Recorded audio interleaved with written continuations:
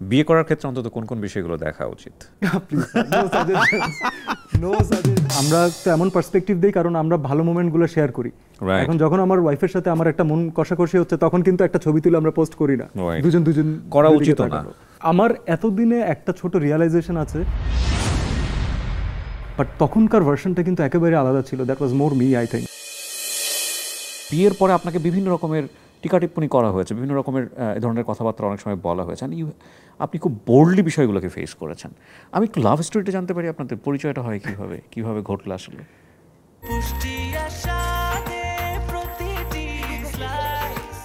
Breakfast, tiffin কিংবা snack টাইমে মজাদার আয়োজন মানে অল টাইম ব্রেড।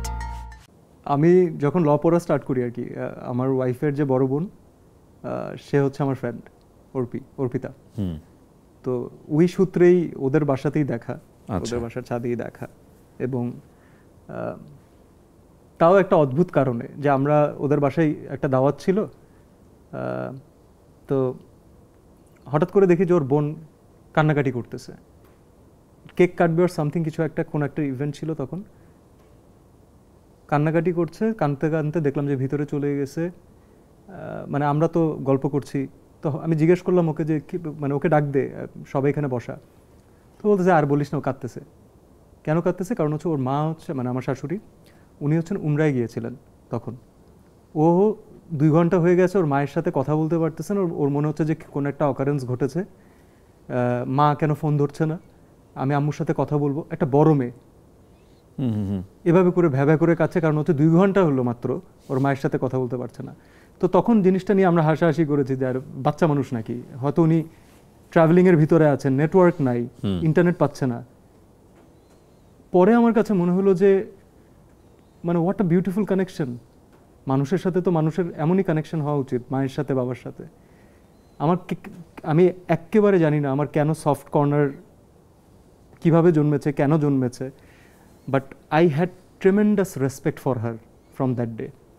এবং যখন আমার বিয়ে নিয়ে আমরা ডিসিশন নিয়েছিলাম যে fine, I will get married, আমার মনে হয়েছে আমার বাসায় এমন একজন মানুষকে দরকার যে আমি না থাকলে আমার বাবা মাকে এভাবে করে আগলে রাখবে, আমার বাবা মাকে না খুঁজে পেলে she will feel for that. এবং এটা এখন পাওয়া খুবই ভাগ্যের ব্যাপার। সো আপনাদের রিলেশন কত বছরের, মানে বিয়ের আগে? আমি জানি না, রিলেশন 2012 থেকে, সো কত বছর, 22-তে 10 আর 3-13। বিয়ে হলে কত বছর?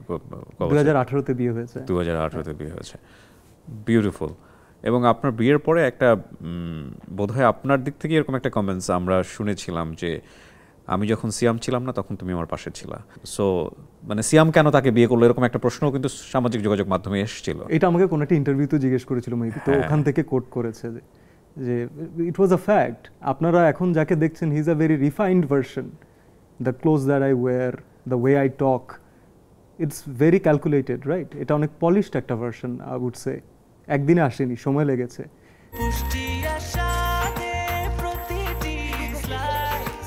ব্রেকফাস্ট, টিফিন কিংবা স্ন্যাক টাইমে মজাদার আয়োজন মানে অল টাইম ব্রেড।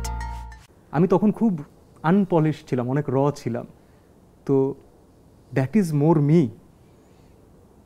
এখন একটা ইমেজ ক্যারি করতে হয় দেখে আমি অনেক কিছু বলতে পারি না। আমি I don't like to say bad things, I don't like to সোয়ার।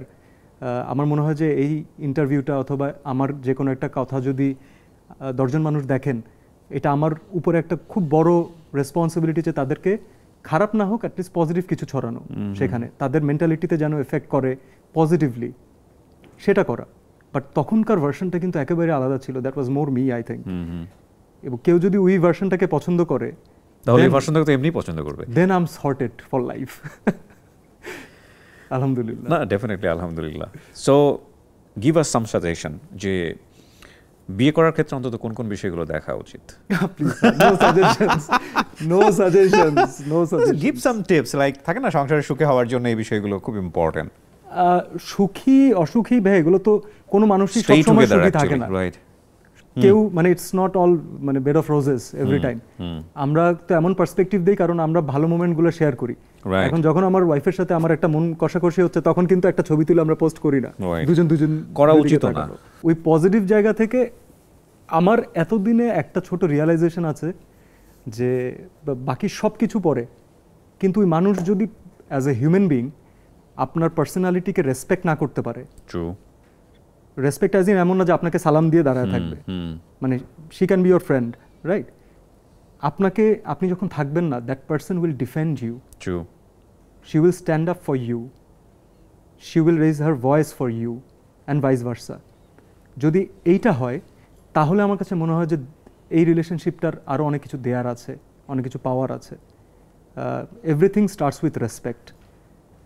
একজন পুরুষ মানুষ, আমি আমার জায়গা থেকে বলতে পারি, আমি যখন সারাদিন কাজ করি, আমি বাসায় ব্যাক করার পরে I want to go back to someone যে আমাকে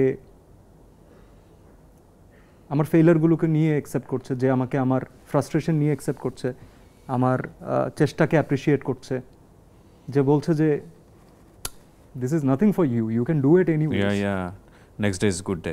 আরে every day is a good day, you are Right. Gonna bring out the fire. ঘুমাও, রেস্ট নাও, সকালে উঠতে হবে তাড়াতাড়ি। আলহামদুলিল্লাহ। Yeah, that's fine.